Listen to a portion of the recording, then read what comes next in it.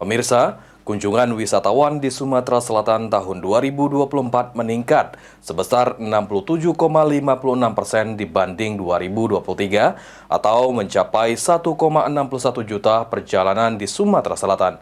Hal ini dipengaruhi dengan dilaksanakan berbagai event yang ada di Sumatera Selatan.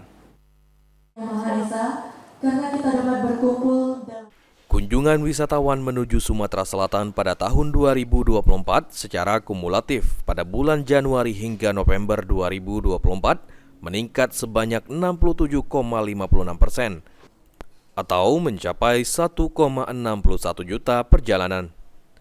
Kota Palembang menjadi tujuan utama kunjungan wisatawan Nusantara ke Sumatera Selatan sebesar 26,58%, disusul Kabupaten Banyuasin, Muara Enim, Oki, dan Musi Banyuasin. PJ Gubernur Sumatera Selatan Ellen Setiadi mengatakan, untuk mempertahankan kunjungan wisatawan Nusantara ke Sumatera Selatan, pemerintah akan memperbanyak event dan meningkatkan kualitas wisatawan di Sumatera Selatan. Pemerintah Sumatera Selatan akan berupaya kembali meningkatkan status Bandara SMB 2 Palembang menjadi bandara internasional. Tadi kan pertama kita tetap mendorong ya, karena yang 22%, 22-27% itu tujuan ke Palembang. Palembang Oki.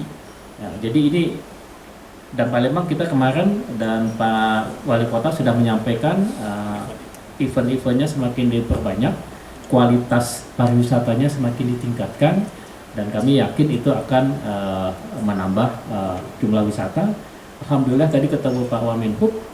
Untuk upaya kita untuk meningkatkan status sebenarnya kita menjadi internasional, ini segera insya Allah akan diputuskan. Secara prinsip beliau sudah setuju dan lapor ke Pak Menhub, tinggal nanti formalitasnya seperti apa. Ditambahkan PJ Gubernur Sumatera Selatan, kunjungan wisata Nusantara akan selalu ditingkatkan sebagai salah satu penopang ekonomi di Sumatera Selatan. Eki Saputra, POL TV.